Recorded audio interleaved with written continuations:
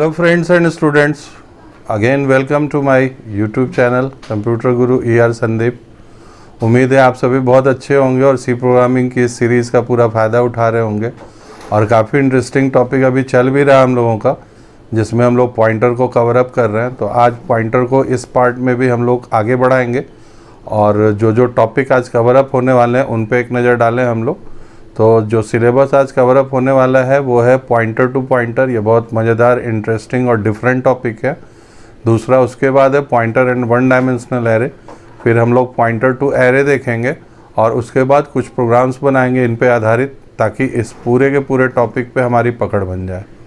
आप जल्दी से चलिए कौन कौन से प्रोग्राम आज कवर अप होने वाले हैं उन पे एक नज़र डाल लें हम लोग। तो आज जो प्रोग्राम्स कवर अप होंगे उनमें से पहला प्रोग्राम जो है वो पॉइंटर टू पॉइंटर पे आधारित होगा। दूसरा program pointer and one dimensional array होगा। उसके बाद sum of the elements of an array देखेंगे हम लोग और फिर largest of an array find करेंगे हम लोग। याद रखिएगा ये programs already sum of elements और लार्जेस्ट ऑफ एन नंबर बनाए हम लोग, लेकिन पहली बार हम लोग अब पॉइंटर और एरे मिक्स करके बनाएंगे। मज़ेदार टॉपिक है, मेरे साथ बने रहिएगा, अंत तक वीडियो को देखिएगा। नोट्स भी हम लोग अच्छे से समझेंगे, बोर्ड पे समझेंगे, as well as programs run कराएंगे। तो जैसे पीछे के वीडियोस मज़ेदार थे, आज का भी टॉपिक मज़ेदार है। तो चलिए अब सीधे बोर्ड का रुख करते हैं हम लोग। पॉइंटर का कंसेप्ट समझने फिर से बोर्ड पे आ चुके हैं हम लोग। तो चलिए, पिछले वीडियो में जैसा मैंने आपको समझाया था कि पॉइंटर को अगर समझना है तो सिर्फ दो सिम्बॉल्स पे आप अपनी पकड़ बना लीजिए। एक ये एस्टेरिक था और दूसरा एम्परसेंड था। अब आज के वीडियो में जो समझना है वो ये है कि ये एक बहुत इंटरेस्टिंग टॉपिक है जिसको पॉइंटर टू पॉइंटर बोलते हैं हम लोग। मतलब पॉइंटर हमें ये फैसिलिटी प्रोवाइड करके देता है कि आप अगर चाहें तो डबल एस्ट्रिक का भी इस्तेमाल कर सकते हैं। मतलब सिंगल एस्ट्रिक तो यूज़ कर ही चुके हैं हम लोग, सिंगल एस्ट्रिक के बेस पे प्रोग्राम बना चुके हैं हम लोग। अब आपको जो विकल्प दिखेगा उसमें ये साफ साफ दिखेगा कि आप डबल एस्ट्रिक को भी यूज़ कर सकते हैं, यानी पॉइंटर टू पॉइंटर। यहाँ पे डबल एस्ट्रिक का यूज़ कैसे करते हैं, क्या तरीका होता है, वो धीरे धीरे समझेंगे हम लोग। तो ये सिंटैक्स हो गया विथ एग्जाम्पल। जैसे आपको यहाँ पे डाटा टाइप लिखना होगा सबसे पहले कि आपका डाटा टाइप क्या है, और उसके बाद लिखना होगा कि कौन सा पॉइंटर टू पॉइंटर वेरिएबल आप यूज़ करने जा रहे हैं। एक प्रोग्राम के माध्यम से मैंने कोशिश की है आपको सारे के सारे कंसेप्ट को समझाने की, तो थोड़ा सा कंसंट्रेट हो जाइए। हो सकता है हल्का पजल्ड लगे आपको, लेकिन है बहुत मज़ेदार चीज़। अब सबसे पहले यहाँ पे गौर करें हम लोग। तो यहाँ पे मैंने तीन वेरिएबल्स डिक्लेयर किए हैं। एक तो बहुत simply x is equal to 15, दूसरा जो है वो है एस्ट्रिक px, और तीसरा जो है वो है डबल एस्ट्रिक ppx, यानी पॉइंटर टू पॉइंटर। px में हम लोगों ने एड्रेस ऑफ द x को डाला है, ये पहली कहानी। दूसरा ppx में हम लोगों ने एड्रेस ऑफ द px को डाला है। तो यहाँ पे अब आपको दो तीन चीज़ें समझ लेनी होगी, और बिना ये समझे पॉसिबल नहीं होगा आगे बढ़ पाना। तो यहाँ थोड़ा सा जगह मैं लेता हूँ इस कंसेप्ट को आपको बताने के लिए। तो सबसे पहले x इज इक्वल टू 15, तो ये तो मेरा इनिशियल वेरिएबल हो गया जिसको हम लोगों ने 15 माना है। एस्ट्रिक ऑफ px जो है ये एक अलग वेरिएबल होगा, यानी px खुद एक वेरिएबल होगा, और ppx जो होगा ये भी एक वेरिएबल होगा। तो एक चीज़ तो क्लियर है, x जो है वो एक अपना जगह लेगा, मान लीजिए 65,524। px जो है वो अपना एक जगह लेगा, यानी 65,522। और ppx जो है ये एक तीसरा वेरिएबल है, इसलिए ये अपना एक जगह लेगा, मान लीजिए 65,520।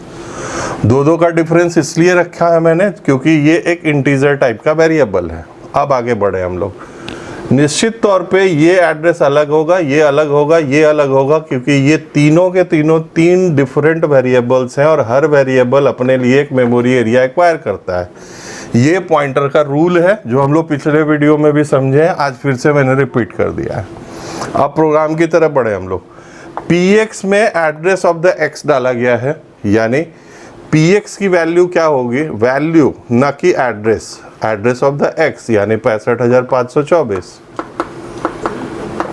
अब अगर इस px के आगे एक एस्टेरिक लगा दें हम लोग, यानी एस्ट्रिक ऑफ px की वैल्यू क्या होगी, तो निश्चित तौर पे इसमें x का एड्रेस स्टोर्ड है, और जब एस्ट्रिक आगे आ गया यानी इस एड्रेस पे स्टोर्ड जो डेटा होगा वो यहाँ डिस्प्ले कर देगा, यानी 15।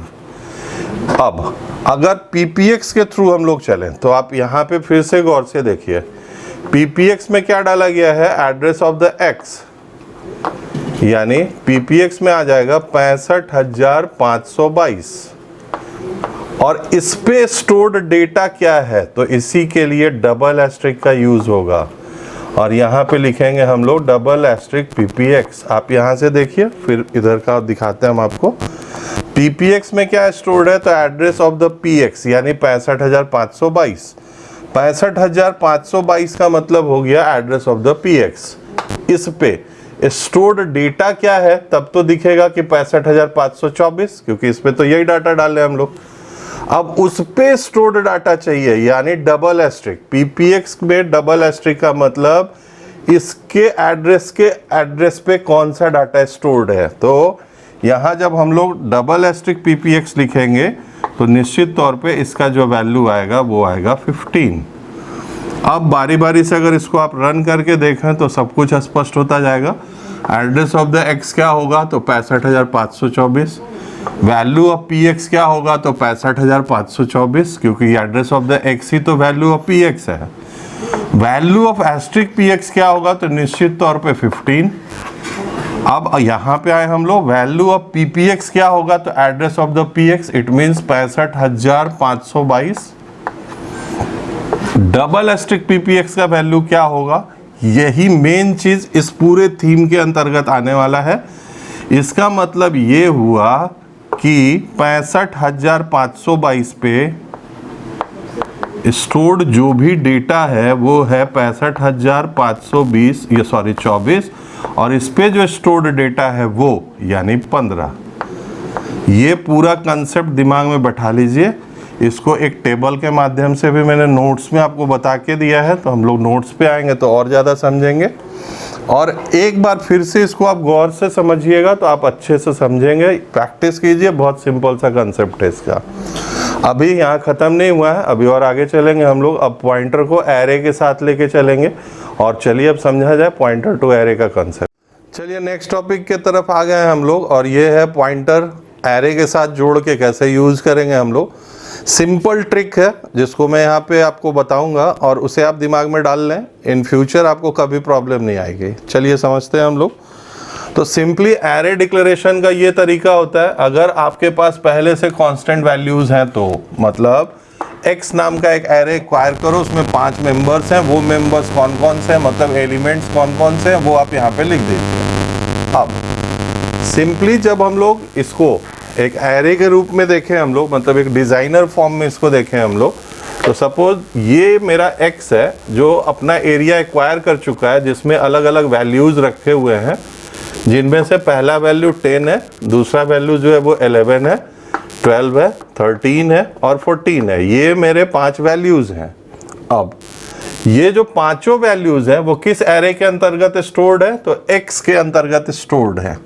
लूपिंग यहाँ पे चलाई गई है। अब देखिए ये जो वैल्यू है ये एक्चुअली x ऑफ 0 पे स्टोर्ड है, x ऑफ 1 पे स्टोर्ड है, x ऑफ 2 पे स्टोर्ड है, और ये पूरी कहानी वही है जो हम लोगों ने एरे में बहुत अच्छे से समझा है और इस पे प्रोग्राम्स बनाए हैं। इनडायरेक्टली अगर देखें हम लोग, यानी फॉर के साथ अगर जोड़ के देखें हम लोग, तो एक्चुअली ये क्या है, तो ये x ऑफ i है, फिर अगली बार ये x ऑफ i प्लस 1 हो जाता है, एंड सो ऑन। अब ये जो 10 है ये मेमोरी में कोई ना कोई एक जगह लेगा, कहीं ना कहीं पे स्टोर्ड होगा। वो जिस जगह पे स्टोर्ड हुआ उसे हम उसका मेमोरी एड्रेस बोलेंगे।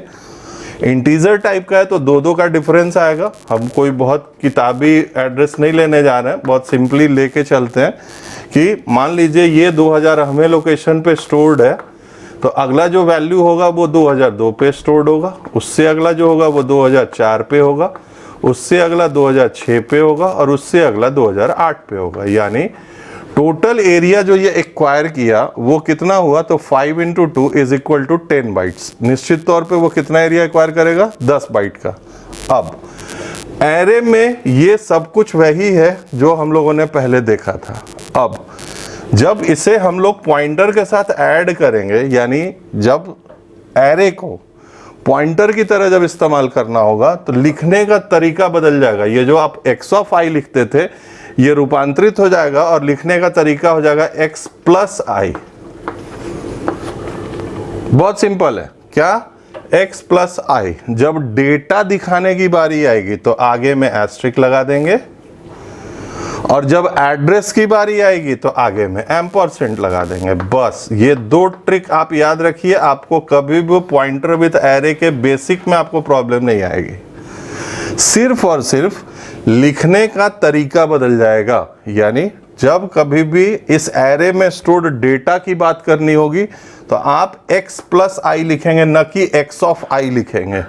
ये फॉर्मेट चेंज होके x प्लस i हो जाएगा। आगे एक एस्ट्रिक लगा दीजिए फॉर डेटा और आगे एक एम्परसेंट लगा दीजिए फॉर एड्रेस।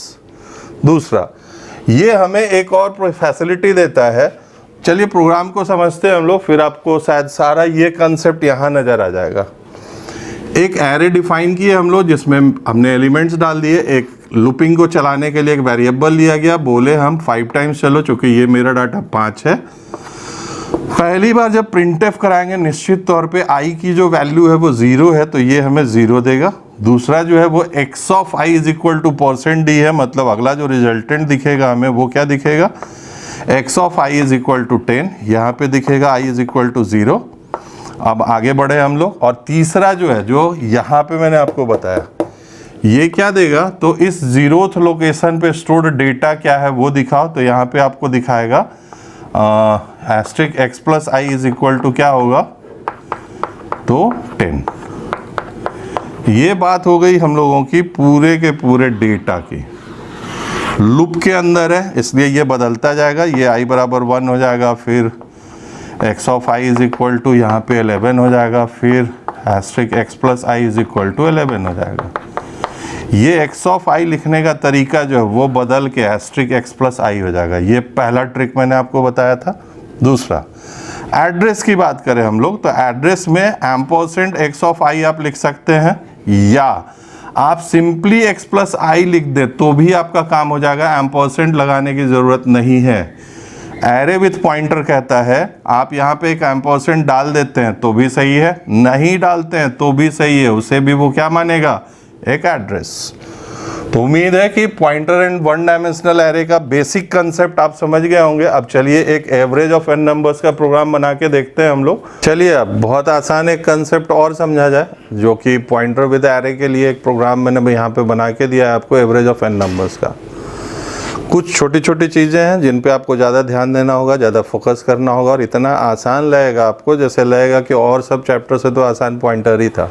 चलिए, यहाँ तक की पूरी कहानी वही है जो ऑलरेडी आप पढ़े हुए हैं एरे में। यानी जो भी वैल्यूज़ हैं वो आप मुझे देते जाइए, जितने नंबर ऑफ़ एलिमेंट्स हैं 5, 10, 20, उन्हें मैं एक एरे में स्टोर कर लूँगा जो fi है। वेरिएबल्स यहाँ तक सिंपल है, एक एक्स्ट्रा वेरिएबल यहाँ पॉइंटर का ऐड हो गया, एस्ट्रिक p। अब सबसे ध्यान देने वाली बात यहाँ पे है, assign the initial address of the a to the pointer variable p। फिर से रिपीट कर रहा हूँ, assign the initial address of the array यानी first element to the p। अब p क्या है, तो एक पॉइंटर वेरिएबल है जिसमें पूरे एरे को ट्रांसफ़र कर दिया है मैंने। अब दोनों तरफ गौर कीजिए, ना एस्ट्रिक यूज़ होगा, ना एम्परसेंट यूज़ होगा, ना स्क्वायर ब्रैकेट यूज़ होगा, ना एरे का एक्चुअल फॉर्मेट लिखना है, ना ही पॉइंटर का एक्चुअल फॉर्मेट लिखना है। एक एरे फिर से कंसीडर करें हम लोग, तो ये सपोज हमारा एक एरे है जिसमें अलग अलग वैल्यूज़ हैं। उन वैल्यूज़ में पहला जो वैल्यू होगा उसका एक इनिशियल एड्रेस होगा, और ये इनिशियल एड्रेस असाइन हो जाएगा p को। अब समस्या ये है, काउंटर चलेगा कैसे? निश्चित तौर पे p को इंक्रीज कराते जाना पड़ेगा। यानी अब जो एरे में i को इंक्रीज हो रहा था, हम लोग करा रहे थे, वो डेटा के लिए, एलिमेंट के लिए होता जाएगा, लेकिन एड्रेस को इंक्रीज कराने के लिए p को भी इंक्रीज करते चलना पड़ेगा। ये दो बातें आपको याद रखनी होंगी। पहला, जो पॉइंटर का इनिशियल आपने डाला है उस इनिशियल वाले वैल्यू को, वेरिएबल को इंक्रीज कराते जाना होगा, और एलिमेंट के लिए आपको यहाँ पे हर बार इंक्रीज कराना है लूप के थ्रू, और पूरे के पूरे एरे को ट्रांसफर करना होगा उस पर्टिकुलर पॉइंटर वेरिएबल में। जैसे यहाँ पे हमारे एग्जांपल में p है, p is equal to a में इसे ट्रांसफर करना ही होगा, तभी वो पॉइंटर बेस्ड माना जाएगा। अब लूप चलिए हमारी, हर बार जोड़ते गए, सिंपली p नहीं जोड़ेंगे, डेटा ऑफ द p जोड़ेंगे, ये याद रखिएगा, इसीलिए एस्ट्रिक का इस्तेमाल यहाँ पे मैंने किया है। समेशन वैल्यू मिलते जाएगी और एड्रेस p++ की वजह से बढ़ता जाएगा। इसी वजह से जो भी डेटाज हैं, जो भी एलिमेंट्स हैं, वो एक एक करके अलग अलग एड्रेस वाले सम में स्टोर होते जाएंगे, जुड़ जुड़ के। जुड़ गया, अब क्या करना है, एवरेज फाइंड करना है। सिंपल कंसेप्ट, टोटल बटा n, सम मिल गया, एवरेज मिल गया, वैल्यू आ गई। चलिए अब चला जाए नोट्स के तरफ, और अगला जो वीडियो होगा वो भी फिर से पॉइंटर से रिलेटेड होगा, पॉइंटर विद फंक्शन होगा, और जिसमें बहुत सारा कंसेप्ट समझना भी है। तो खैर अभी तो नोट्स पे चलते हैं, बोर्ड वाले पूरे कंसेप्ट को फिर नोट्स पे समझा के दूंगा मैं आपको, और फिर प्रोग्राम्स रन कराएंगे हम लोग। कुछ एक्स्ट्रा प्रोग्राम्स मैं आपको बताऊंगा जो बहुत यूनिक होगा, और आसान तरीके से पूरे कंसेप्ट को समझाने की कोशिश करता हूं। तो बिना समय गंवाए चलिए अब नोट्स की तरफ चला जाए, और आप भी उसे नोट डाउन करते जाइएगा। चलिए अब नोट्स पे आ गए हम लोग, बोर्ड से पॉइंटर टू पॉइंटर वाले कंसेप्ट को समझा जाए। ये सिंपल सिंटैक्स, यही ध्यान में रखना है आपको। थ्योरी वाले पार्ट को आप नोट डाउन कर लें। Pointer variable can be stored in some other variable which is known as a pointer variable, means address of a pointer variable को हम लोग स्टोर कर सकते हैं किसी भी दूसरे वेरिएबल में, और इसी को पॉइंटर टू पॉइंटर कहा जाता है। ये नॉर्मल सिंटैक्स है। डबल एस्ट्रिक पीटीआर वाले कंसेप्ट को याद रखिएगा, आगे पूरी बातें आपको अच्छे से समझ में आते जाएंगे। ये वही एग्जांपल है जिसे बोर्ड पे मैंने डिफाइन करके दिया है। अब ये सबसे मेन चीज़ है, इस टेबल पे आपको ध्यान देना होगा। यही टेबल अगर आप दिमाग में डाल लिए, आप इसको पहले तो अच्छे से नोट डाउन करें, इस प्रोग्राम को लाइन बाय लाइन रन करें सिस्टम पे, और तब इसके साथ मैच कराएं, आपको पूरा कंसेप्ट समझ में आ जाएगा। ये खेल क्या है, एक्स पी एक्स और एस्ट्रिक पी एक्स और double asterisk p p x का।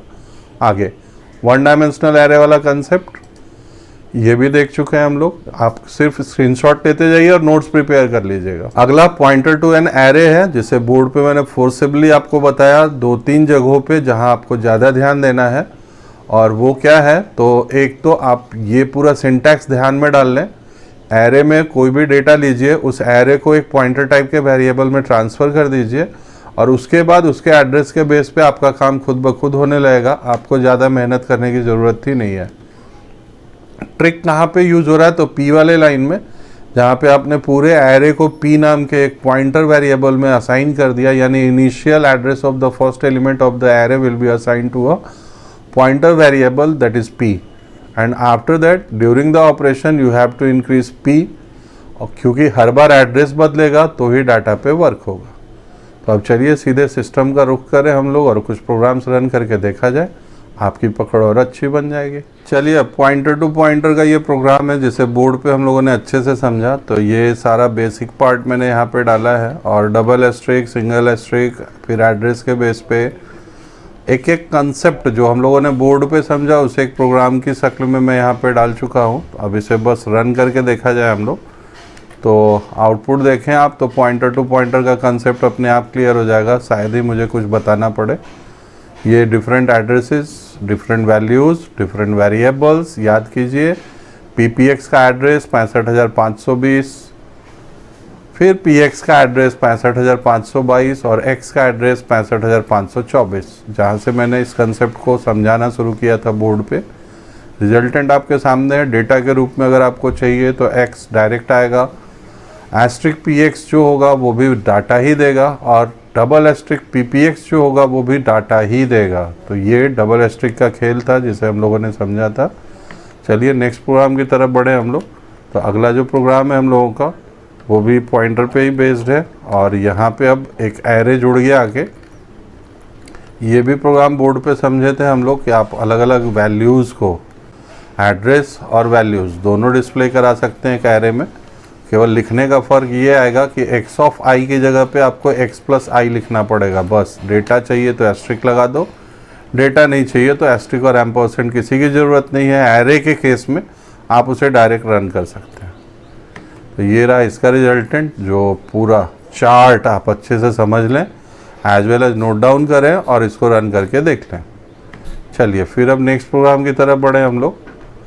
तो नेक्स्ट जो प्रोग्राम है हम लोगों का, ये भी एरे से ही रिलेटेड है। अब यहाँ फ़र्क ये आएगा कि हम लोग पूरा वैल्यू ए का पी में डाले, सम निकाल के देख लिया जाए।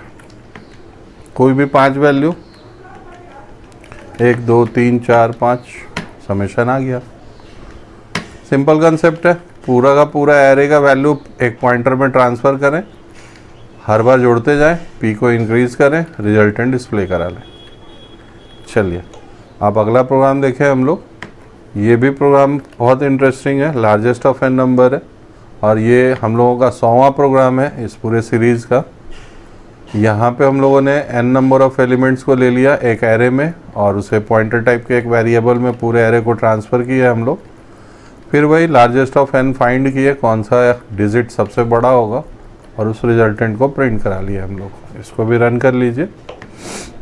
तो यहाँ पे जब आप रन कराए तो कोई भी सपोज 4 वैल्यूज़ डाले हम लोग, 11 45 65 23, निश्चित तौर पे आंसर आना चाहिए 65। 65 will be the answer because it's a largest value. तो ये कंसेप्ट अब समझ गए होंगे आप। पॉइंटर के नेक्स्ट पार्ट में अगले वीडियो में हम लोग आगे बढ़ेंगे। तो चलिए मेरे साथ आप बने रहिए सीरीज़ में और वीडियोस देखते रहिए। काफ़ी मेहनत कीजिए, बिना मेहनत के कुछ नहीं होने जा रहा है। उम्मीद है आज के वीडियो को आपने काफ़ी अच्छे से समझा होगा और पॉइंटर के कंसेप्ट पे अब धीरे धीरे आपकी पकड़ बन रही होगी।